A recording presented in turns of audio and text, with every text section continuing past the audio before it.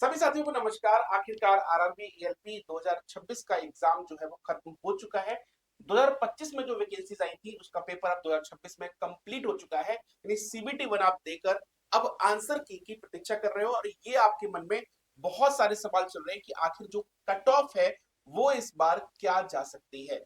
Last year की जो cut off थी और इस बार की कट ऑफ में क्या कुछ डिफरेंस देखने को मिलेगा, क्या कट ऑफ में बहुत ज्यादा फर्क देखने को मिलेगा, ये कई सारे सवाल जो है वो एस्पिरेंट्स के मन में चल रहे हैं। तो यहां पर अगर हम बात करें तो आरआरबी एएलपी 2025 का जो एग्जाम आपने अभी दिया हुआ है, एक्सपेक्टेड कट ऑफ क्या होगी। अगर हम बात करें कुल जितने भी एस्पिरेंट्स थे उसमें लगभग 40% लोगों ने परीक्षा छोड़ दी है, यानी कि टोटल एस्पिरेंट्स जो इस बार थे वो 20 लाख के आसपास थे जिन्होंने फॉर्म फिल किया था। और अब जो आंकड़ा निकल के ये आ रहा है कि 7 लाख से ज्यादा लोगों ने परीक्षा इस बार छोड़ दी है। तो क्या इस बेसिस पे कट ऑफ कम होगा। दूसरी अगर हम बात करें सीबीडी 2 की तैयारी शुरू करें या नहीं करें, कितना स्कोर होना चाहिए और आपका स्कोर कितना बन रहा है, इस बेसिस पे हमें सीबीडी 2 की तैयारी अभी से शुरू कर देनी चाहिए या फिर हमें रिजल्ट का इंतजार करें। तो जितने साथी यहाँ पर पहली बार चैनल पर जुड़े हुए हैं सभी से निवेदन है कि चैनल को सब्सक्राइब करके बेल आइकन जरूर दबा दें ताकि आने वाले वीडियो का जो नोटिफिकेशन है वो आप तक जरूर पहुंच सके। अब यहाँ पर हम विस्तार से इस पर चर्चा करते हैं।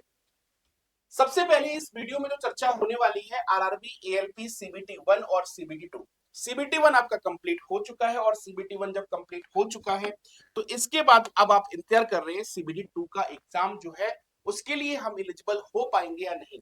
तो इसमें प्रिपरेशन कैसे करें, इसकी स्ट्रेटजी क्या होनी चाहिए और सीबीटी 1 का सेफ स्कोर एनालिसिस यानी सेफ स्कोर क्या हो सकता है और सीबीटी 2 के लिए भी आपको कितने स्कोर पर जाना पड़ेगा तब आपका ये एग्जाम क्लियर होगा। तो इन पॉइंट्स पर हम इस पूरे वीडियो में आज पूरे विस्तार से आपको बताने वाले हैं। तो यहां पर अगर हम बात करते हैं तो आरआरबी एएलपी एग्जाम का ओवरव्यू जो है, आपको पता है कि जब एग्जाम आपका होता है तो एग्जाम आपका कुछ इन चरणों पर आधारित होता है। पहला चरण जो होता है सीबीटी 1 जो आप अभी दे चुके हैं। दूसरा जो चरण होता है वो होता है सीबीटी 1 क्वालिफाई करने के बाद सीबीटी 2 होता है। तीसरा जो होता है इसको बोलते हैं सी बैट। सी बैट का मतलब ये है कि ये एक साइको टेस्ट होता है और लास्ट में आपका डॉक्यूमेंट वेरिफिकेशन। इन चरणों पर आधारित ये पूरा एग्जाम आपका रहता है। अब हम बात करें सीबीटी 1 और इक्वल टू स्क्रीनिंग टेस्ट, ठीक है। फाइनल सिलेक्शन जो होता है वो आपके सीबीटी 2 एग्जाम को लेकर और सीबैट जो आपकी परफॉर्मेंस होती है, जो आपका वहां पर साइको टेस्ट होता है उसका जो क्वालिफाइंग मार्क्स होता है, इसको स्कोर जो होता है उसके आधार पर यहां पर आपका सिलेक्शन किया जाता है। टोटल आपका सीबीटी 2 जो होता है वो आपका बहुत इंपॉर्टेंट होता है।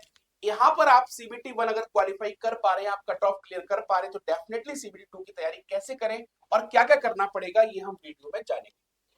अब यहाँ पर बात करते हैं कि आरआरबी एएलपी जो कंपटीशन लेवल इस बार रहा है, कुल मिला के यहाँ पर अगर हम बात करें तो लगभग 20 लाख लोगों ने इस बार फॉर्म फिल किया था। टोटल वैकेंसीज आपकी अगर हम बात करें, टोटल वैकेंसीज जो आपको देखने को मिली थी वो 9,970 वैकेंसी थी। लगभग मैं मान सकता हूं कि 10,000 वैकेंसी ये आपकी हो गई, ठीक है। 9,970 वैकेंसी यानी कि 10,000 वैकेंसी के आसपास। पिछली बार वैकेंसी की तुलना में इस बार वैकेंसी कम थी। जब वैकेंसी कम थी तो क्या कट ऑफ हाई जाएगी, इस पर भी हम यहाँ पर आपको बताएंगे।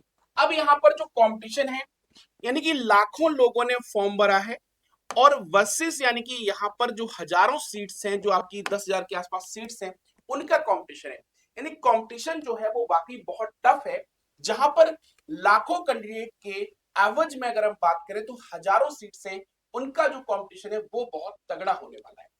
इसके बाद अगर हम देखें तो आरआरबी एएलपी सीबीटी 1 का जो एक्सपेक्टेड कट ऑफ है इस बार सीबीटी 1, ध्यान रखिए पेपर हो चुका है, आंसर की आने वाली है और आंसर की जैसे ही आएगी आपकी 2-3 दिन में 4 दिन में जैसे आंसर की आएगी, आंसर की के बाद आपका जो कट ऑफ रहने वाला है, अगर आप जनरल कैंडिडेट है, जनरल कैंडिडेट है तो ध्यान रखिए ये मैं रॉ स्कोर की बात नहीं कर रहा बेटा, ये मैं रॉ स्कोर की बात नहीं कर रहा, मैं बात कर रहा हूं ओवरऑल आपका सीबीटी 1 का जो कट ऑफ जाने वाला है जनरल का, वो जाने वाला है 57 से 62 के बीच में।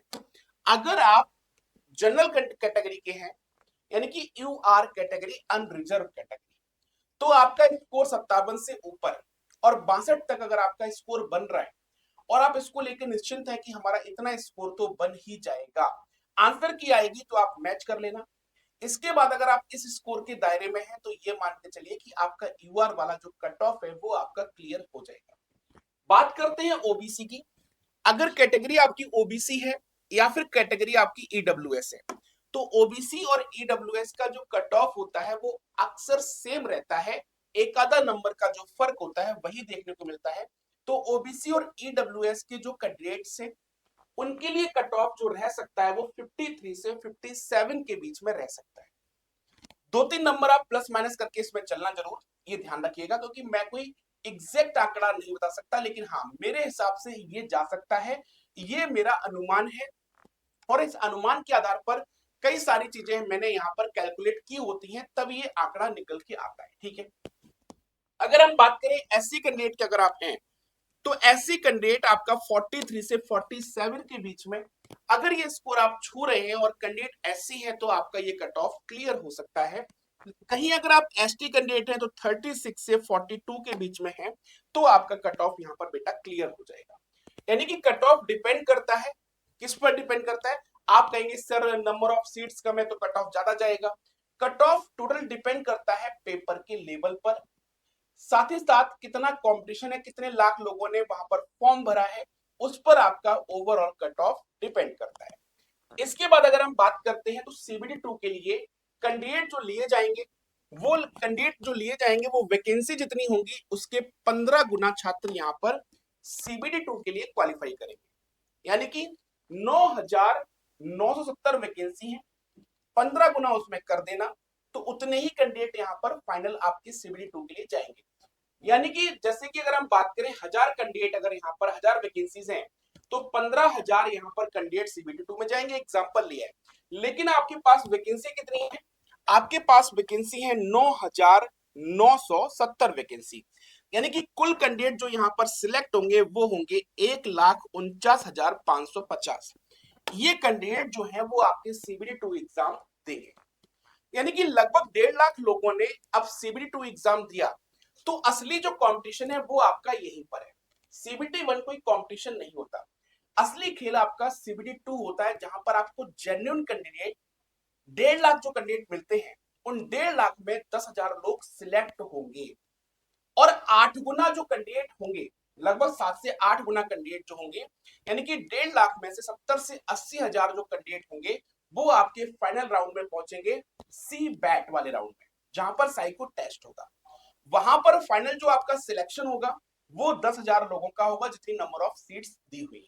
ठीक है, तो 7 से 8 गुना आपके जाएंगे फाइनल सी बैट में, सीबीडी 2 के एग्जाम में जाएंगे 15 गुना, तो 1.5 लाख लोगों में जो आपका कंपटीशन होगा वही असली कंपटीशन है। इनको आप लोग बेस मानकर तैयारी करना। ठीक है, अब यहाँ पर आरआरबी एएलपी सीबीटी 1 स्कोर और आपका एक्शन क्या होना चाहिए। अगर आपका इतना स्कोर है तो आपका क्या काम करना चाहिए, आपका इतना स्कोर है तो आपको क्या काम करना चाहिए, इस पर भी हमने यहाँ पर प्रकाश डाला है। अगर आपका यहाँ पर स्कोर 65 प्लस बन रहा है तो 100% तैयारी करो, यानी कंफर्म तैयारी करो, इसमें मैंने 100% मोहर लगा दी। अगर आपका स्कोर 60 से 65 के बीच में है तो 60 से 65 के बीच में अगर आपका स्कोर बन रहा है तो ये आपका एक स्ट्रॉन्ग चांस है, मतलब 99% सिलेक्शन हो जाएगा। लेकिन कहीं आपका स्कोर 56 से 59 है तो ये मान के चलिए कि आप बॉर्डर लाइन पे ही है। जैसे मैंने कहा अभी कि 57 से 62 के बीच में जो आपका स्कोर है तो यूआर कैटेगरी यहाँ पर सिलेक्ट हो जाएगा। मैंने जो यहाँ पर जो आपको नंबर दिए हैं ये सारे कैंडिडेट मैंने यूआर को मानकर ही किया है। एससी एसटी डेफिनेटली नीचे जाता है, वो सबको पता है। अगर आपका स्कोर यहाँ पर इतने के आसपास बन रहा है तो आप बॉर्डर लाइन पर हैं, हो भी सकता है नहीं भी हो सकता है, चांस 50-50 है। ठीक है, अगर आपका स्कोर 51 से 55 के बीच में है तो आप रिस्क जोन में हैं, लगभग ये मान के चलिए 90% सिलेक्शन नहीं होगा। 10% अगर भगवान ने कोई कृपा कर दी और कट ऑफ नीचे चला गया तो फिर सिलेक्शन हो सकता है, लेकिन पूरा का पूरा रिस्क जोन। लेकिन अगर आपके मार्क्स 50 से कम हैं तो आपको नेक्स्ट अटेम्प्ट पे फोकस करना पड़ेगा। उसके लिए ना तो कोई आपके लिए बचाने आएगा, ना कोई मदद आपकी काम आएगी। आपका 50 से नीचे स्कोर होने पर आप अटेम्प्ट करिए नेक्स्ट वाले एग्जाम्स को। ठीक है, इसके बाद अगर हम बात करें कट ऑफ के आसपास स्कोर है तो आप तुरंत तैयारी शुरू कर दो। अगर आपका रिजल्ट का इंतजार कर रहे हो तो आपका क्या है, रिस्क है, ध्यान रखिएगा। रिजल्ट का इंतजार करोगे तो रिस्क है, क्योंकि फिर तैयारी आपकी सीबीडी 2 के लिए उतनी हो नहीं पाएगी जितनी सीबीडी 2 के लिए और कैंडिडेट ने कर रखी है। तो ध्यान रखिएगा, कट ऑफ के आसपास अगर स्कोर बन रहा है, अगर आपका ±3 नंबर है जो कट ऑफ मैंने आपको एक्सपेक्टेड बताई है, इसके आसपास है, तो डेफिनेटली आप तैयारी शुरू कर दो, इसमें आपको वेट नहीं करना। इसके बाद अगर हम बात करें early preparation equal to advantage, आप जब जल्दी किसी का एग्जाम की प्रिपरेशन करते हैं तो आपको एक एडवांटेज मिलता है और वो एडवांटेज आपको सिलेक्शन की तरफ ले जाता है। इसके बाद अगर हम बात करते हैं कट ऑफ के आसपास स्कोर, जैसे मैंने बताया तुरंत तैयारी शुरू करें, रिजल्ट का इंतजार करेंगे तो आपका रिस्क रहेगा। अब जो सीबीडी 2 में यहां पर अगर हम बात करें, सीबीडी 2 के अंदर पार्ट ए में आपकी मैथ्स आएगी, रीजनिंग आएगी, साइंस आएगी और जीके जीएस आएगी, ठीक है। पार्ट बी में क्या होगा, आपका ट्रेड सब्जेक्ट होगा, जो आपने ट्रेड ले रखी होगी, उस ट्रेड के अकॉर्डिंग ट्रेड आपका सब्जेक्ट होगा। फाइनल मेरिट आपका बनेगा पार्ट ए के मार्क्स पर बेसिस, यानी पार्ट ए का मतलब क्या है, मैथ्स, रीजनिंग, साइंस और जीके जीएस में जो आपके मार्क्स आएंगे उसके आधार पर आपका यहां पर मेरिट तैयार होगी। अब हम बात करते हैं आगे, ध्यान रखिएगा, अगर आरआरबी एएलपी टारगेट आपको सीबीडी 2 करना है और आपको एग्जाम निकालना है, तो इसके लिए आपको ध्यान रखिएगा 75 से 85 नंबर के बीच लाने के लिए सोचना पड़ेगा, तभी आपका सीबीडी 2 क्लियर होगा। अगर आप ओबीसी कैटेगरी के हैं 70 से 82 के बीच में, ध्यान रखिएगा। अगर आप एससी कैटेगरी के हैं तो 60 से 61 नंबर, सॉरी 60 से 65 नंबर, या यहां पर मैं ये मान के चल लेता हूं 60 से 68 नंबर तक लेको चलो, ठीक है। 60 नंबर से 68 नंबर तक अगर आप लेके आ रहे हो, एससी कैंडिडेट हैं, तो आपका सीबीडी 2 क्लियर हो जाएगा। अब यहाँ पर प्रिपरेशन प्रायोरिटी किस पर देनी है, आपको फिजिक्स पर देनी है और टेक्निकल जो कॉन्सेप्ट्स हैं उन पर ध्यान देना है, क्योंकि यहाँ पर ये सबसे ज्यादा जो है वो पूछा जाता है एग्जाम में, ठीक है।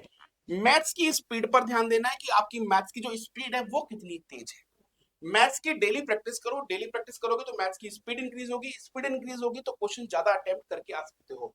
रीजनिंग में आपको एक्यूरेसी पे ध्यान रखना है और साथ साथ में स्पीड में क्वेश्चंस करने पड़ेंगे ताकि ज्यादा क्वेश्चंस आप अटेम्प्ट कर पाओ, और प्रीवियस पेपर आपको काफी हेल्प करने वाले हैं इन एग्जाम को क्लियर करने के लिए, ठीक है।